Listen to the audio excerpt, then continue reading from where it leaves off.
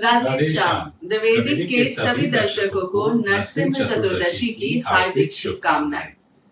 द्विवेदी के सभी दर्शकों का हम आज के पॉडकास्ट में स्वागत करते हैं और वे सभी लोग जो पहली बार हमारे चैनल से जुड़ रहे हैं। हम अपने चैनल पर वैदिक कल्चर, हिस्ट्री, लाइफस्टाइल एंड वैदिक साइंस से रिलेटेड वीडियोस अपलोड करते हैं जो कि स्क्रिप्चर्स एंड आचार्यों की वाणी पर बेस्ड होते हैं।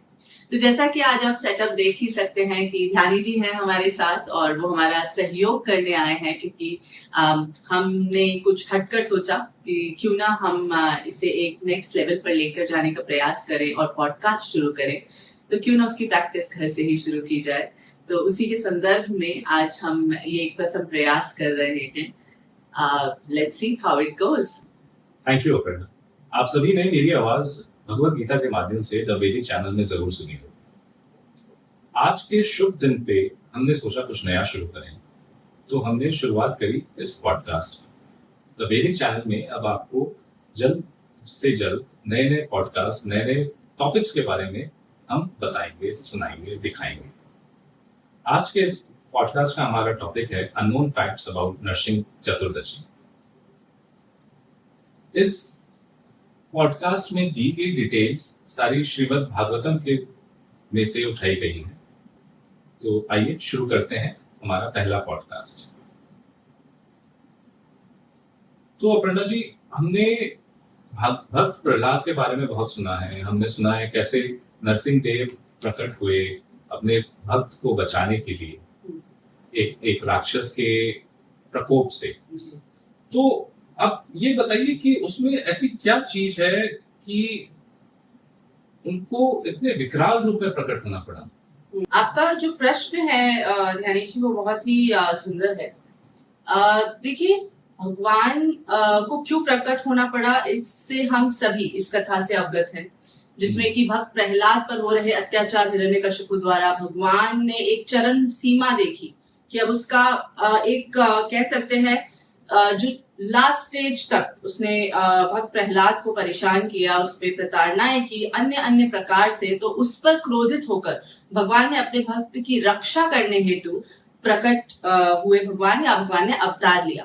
परंतु आपका सवाल है कि ऐसा भयावह स्वरूप ही भगवान ने क्यों चुना?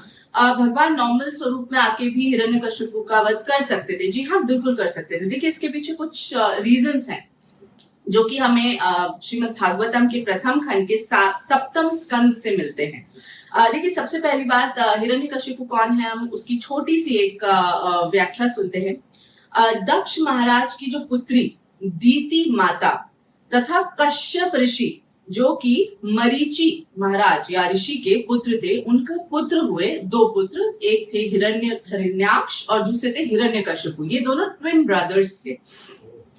हिरण्याक्ष का जो वध था वो वराह भगवान ने किया, और वराह भगवान भी विष्णु भगवान का ही अवतार हैं, जिन्हें बहुत सारे लोग नॉर्मल टर्मिनोलॉजी में शूकर अवतार के नाम से जानते हैं। अभी हम उस कथा में नहीं जाएंगे, अदरवाइज पॉडकास्ट बहुत ज्यादा लंबा हो जाएगा। परंतु हाँ, यहाँ जानने योग्य बात यह है कि हिरण्यकशिपु ने अपने भाई हिरण्याक्ष के वध का, कहते हैं ना कि मुझे प्रतिशोध लेना है, तो प्रतिशोध लेने की भावना से उसने कठोर तपस्या की। और देखिए, हिरण्यकशिपु उस समय इतना बलशाली नहीं था कि वो भगवान का सामना कर सके, इसीलिए उसने ब्रह्मा जी की तपस्या की। प्रसन्न होकर ब्रह्मा जी प्रकट हुए। ब्रह्मा जी ने कहा कि आप वरदान मांगे, तो उसने कहा कि मैं चाहता हूं कि आप मुझे अमरता का वरदान दे। देखिए, वो जो तपस्या थी वो किस प्रकार से थी। पहली बात, हिरण्यकशिपु गए मंदराचल पर्वत। मंदराचल पर्वत की चोटी पर जाकर उन्होंने ऊपर की ओर देखते हुए अपने हाथ जोड़े और अपने टोज पे, मतलब अंगूठे पे खड़े हुए। तो बहुत लकी हैं हम कि कलयुग ने केवल नाम आधारा जैसे युग में हम जन्मे हैं कि हमें भगवान की प्राप्ति जल्दी हो सकती है सिर्फ नाम के आधार पर। चलिए, तो चलते हैं कथा पर दोबारा। जब हिरण्यकशिपु उस कह सकते हैं तपस्या में बैठे, तो वो इस लेवल की तपस्या थी कि हिरण्यकशिपु के शरीर से मांस झड़ने लगा था और मज्जा में, मतलब कि अस्थियों में उनके प्राण रह गए थे। तब ब्रह्मा जी प्रकट हुए और उनसे कहा कि पुत्र, मैं तुम्हारी तपस्या से बहुत प्रसन्न हूँ, तुम मांगो, क्या मांगना चाहते हो। तब हिरण्यकशिपु ने, क्योंकि उसे लेना था भगवान श्री हरि से बदला, राइट, जो कि होता है प्रतिशोध। तो प्रतिशोध की आग में वो जल रहा था, प्रतिशोध की अग्नि में वो जल रहा था। तो तभी भगवान ने कहा, ब्रह्मा जी ने, कि देखिए मैं तुम जो मांग रहे हो, क्योंकि उसने कहा कि मुझे अमरता का वरदान चाहिए। तो ब्रह्मा जी ने कहा कि जो तुम मांग रहे हो ये तुम्हें देना पॉसिबल नहीं है, मैं अमरता के सिवाय कोई भी वरदान तुम्हें दे सकता हूँ। तब हिरण्यकशिपु ने सोच समझकर एक स्ट्रेटेजी क्रिएट करी, और उस स्ट्रेटेजी के अंतर्गत मैंने कुछ पॉइंट्स नोट डाउन किए हैं। ये सारी चीजें उसने ब्रह्मा जी से कही। मेरी मृत्यु न मनुष्य के द्वारा हो न पशु के द्वारा, मेरी मृत्यु न घर के बाहर हो न घर के भीतर हो, न मेरी मृत्यु दिन में हो न मेरी मृत्यु रात्रि में हो, न किसी अस्त्र से हो न किसी शस्त्र से हो, न पृथ्वी पर हो और न आकाश में हो। तो जैसा कि हम सभी को पता है कि भगवान श्री हरि न मनुष्य थे और न ही पशु, वो सम्मिलित रूप थे। नरसिंह अवतार। एग्जैक्टली। एंड उन्हीं के साथ साथ नरसिंह भगवान ने हिरण्यकशिपु को घर की चौखट पे, ना बाहर और ना भीतर मारा, घर की चौखट पे मारा। न वो दिन था वो ना रात्रि थी, वो संध्या का वेला था। न अस्त्र और न ही शस्त्र से, बल्कि उन्होंने अपने नखों से, नाखूनों से हिरण्यकशिपु को फाड़ा और उसकी सारी आंतें निकाल दी। उसी के साथ साथ न वो पृथ्वी पे मरा न वो आकाश में मरा, परंतु वो भगवान की जंघाओं पे, मतलब हवा में लटक कर मरा।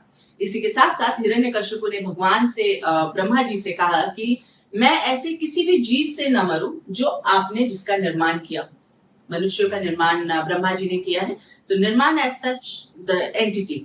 तो भगवान जो कि संपूर्ण जगत को चलाने वाले हैं, उन्हें तो कोई नहीं बना सकता, तो वो स्वयं प्रकट हुए। तो ये रीजन थे कि भगवान को ये विकराल रूप लेना पड़ा। तो ये कारण की वजह से भगवान नरसिंह के रूप में प्रकट हुए। और आपको एक और इंटरेस्टिंग मैं बात बताती हूँ। यदि आपको याद हो कि हम लाक्षागृह दर्शन प्राप्त करने गए थे, जो कि उत्तराखंड में है, और वहां पर जो गाइड थे उन्होंने हमें हिस्ट्री जब बताई थी, तो उन्होंने हमें जय और विजय की प्रतिमा दिखाई थी। तब आपने उनसे पूछा था कि ये जय विजय कौन है। तब उन्होंने बताया था कि ये भगवान के द्वारपाल थे, जिन्हें चतुर कुमारों से श्राप मिला था कि ये अलग अलग युगों में भगवान के शत्रु बन के पैदा होंगे।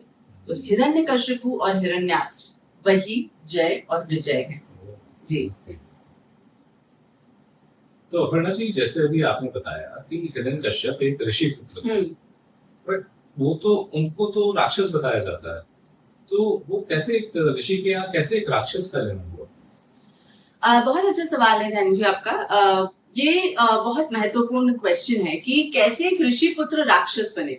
देखिए, जो प्रथम खंड है श्रीमद् भागवतम का, उनके तृतीय स्कंध में इनकी डिटेल मिलती है। देखिए, वहां पर पता लगता है कि गोधूली वेला, ये संध्या का समय होता है जहां हमारे सनातन कल्चर में सभी मंदिरों में आरती, पूजा इत्यादि की जाती है, भगवान को भोग अर्पित किया जाता है। वहां क्लियरली मेंशन है कि जो कश्यप ऋषि थे वो हवन में देवताओं के लिए या भगवान को प्रसन्न करने के लिए खीर की आहुति दे रहे थे, क्योंकि वो पूजा पाठ करने का ही समय होता है। उसी बीच और ये भी एक्सप्लेन किया गया है वहां पर कि जो ये समय होता है, उस समय में भगवान भोलेनाथ अपने गणों के साथ इस संपूर्ण वायुमंडल में विचरण करते हैं और अपने सभी भक्तों पर आशीर्वाद देते हैं।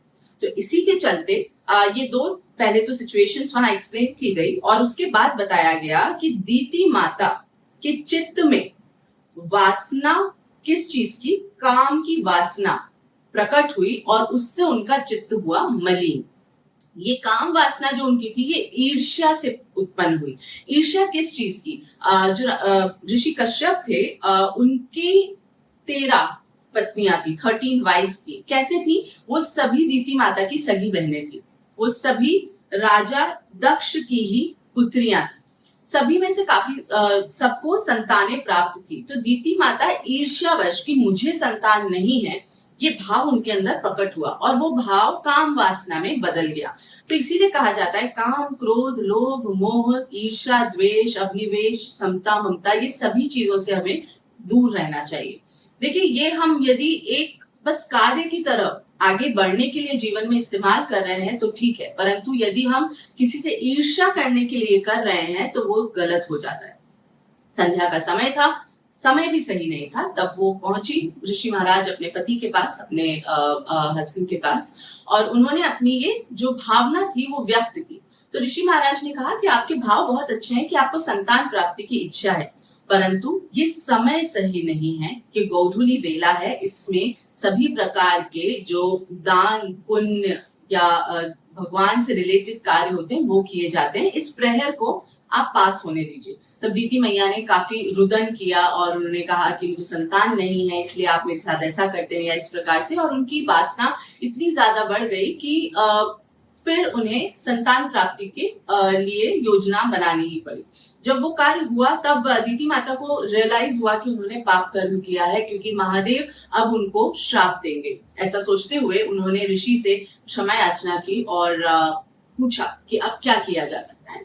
तब ऋषिवर ने बताया कि क्योंकि वो तो आगे का देख सकते थे, तब उन्होंने बताया कि देखो, क्योंकि आपको प्रायश्चित हो गया है, आपने गलती की, परंतु उसका आपको प्रायश्चित हो गया है, परंतु मैं रोकने का आपको प्रयास कर रहा था, इसके चलते, इसके फलस्वरूप आपको ट्विंस, जुड़वा बालक होंगे। जुड़वा बालक में से दोनों बालकों का वध करने के लिए, वो काफी आसुरी प्रवृत्ति के होंगे, जैसे हमने हिरण्यकश्यप और हिरण्याक्ष के बारे में सुना, तो काफी आसुरी प्रवृत्ति के होंगे, परंतु उनकी वध का कारण स्वयं भगवान श्री हरि बनेंगे।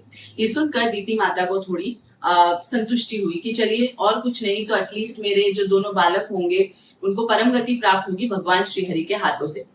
दूसरा जो बात थी वो सुनकर दीति माता को और भी संतुष्टि हुई कि उनमें से एक पुत्र के 4 पुत्र होंगे, और उन 4 में से एक पुत्र होगा जो होगा श्री हरि का अनन्य भक्त, जिसके लिए श्री हरि इस धराधाम पर प्रकट होंगे। तो वही है हमारे भक्त प्रहलाद महाराज।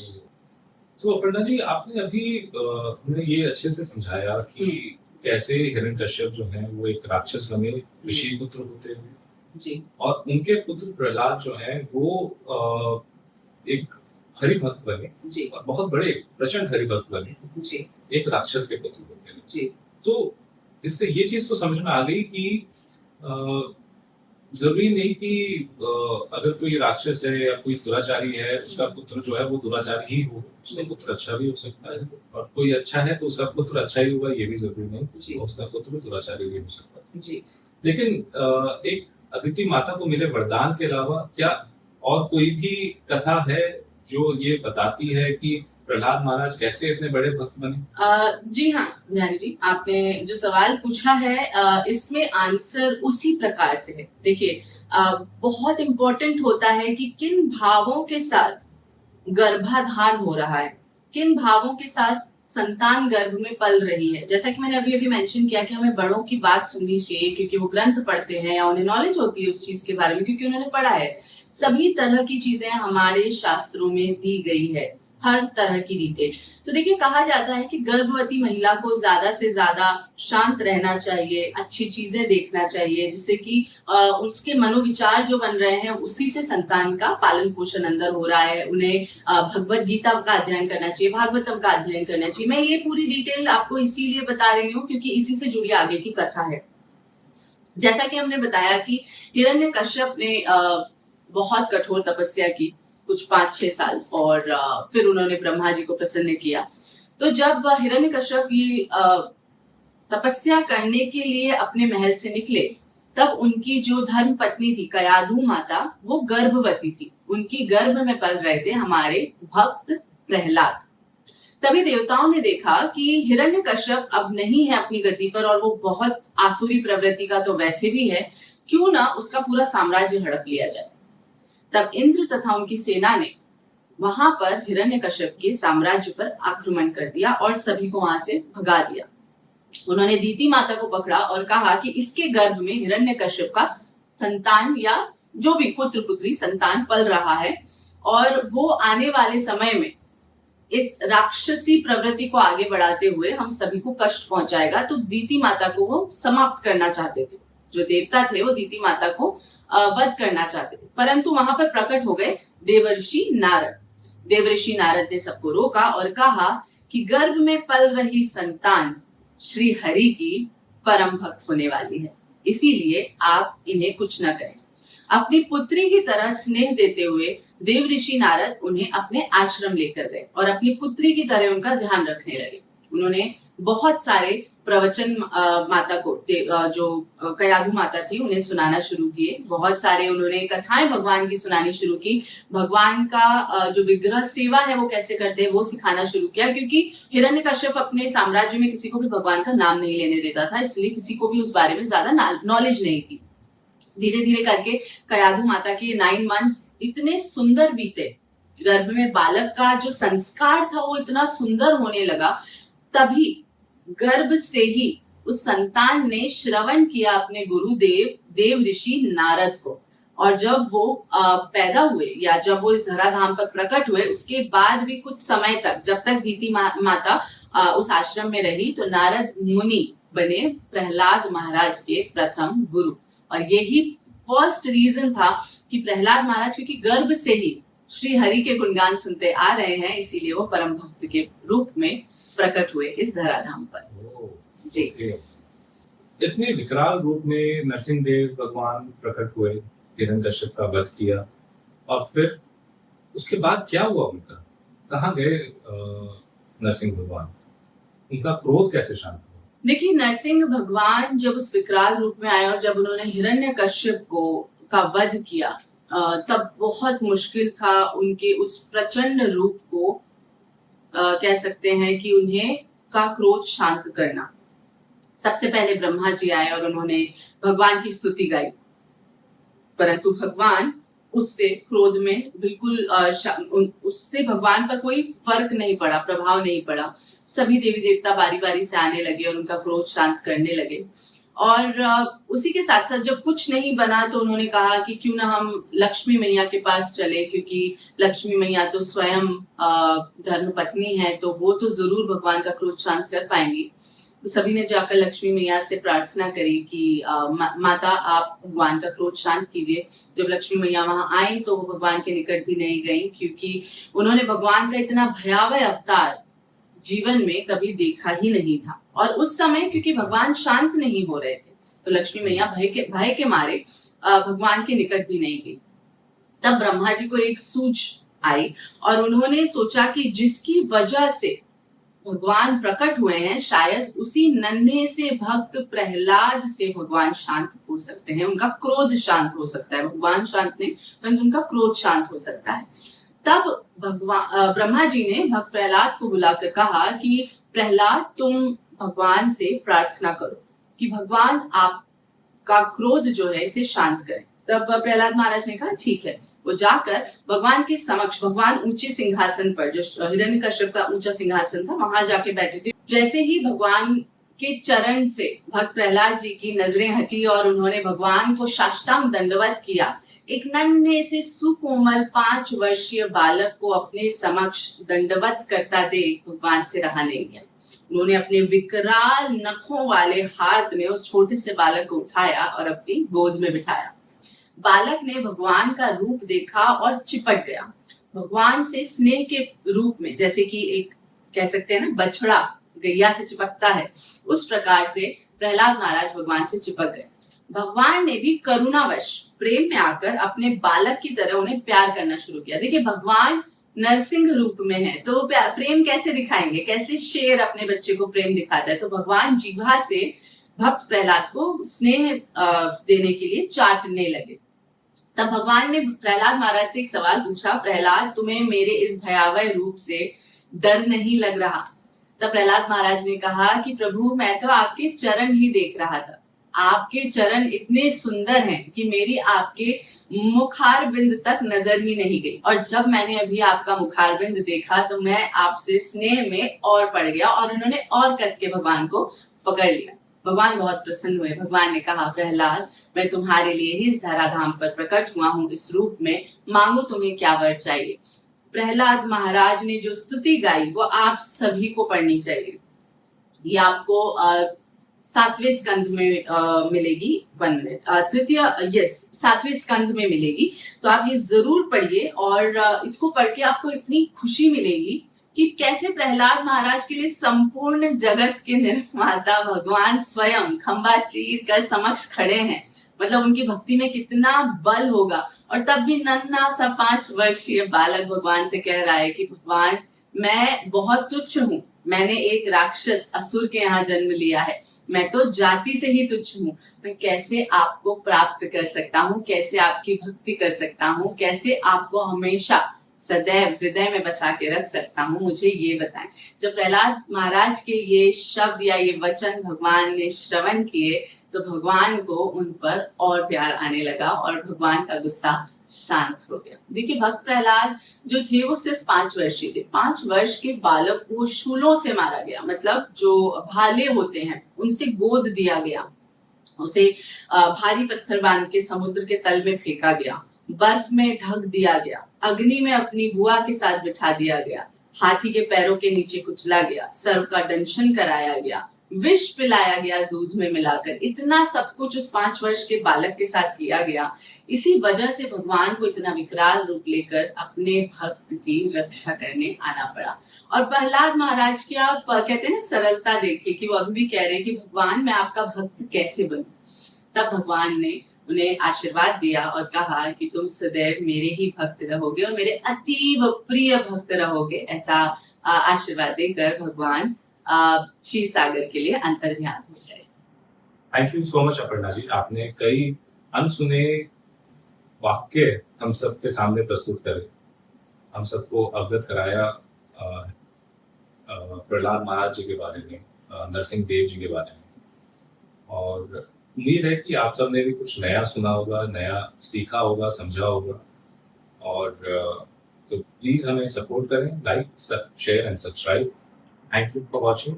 Radhe Shyam. Thank you for watching. Radhe Shyam.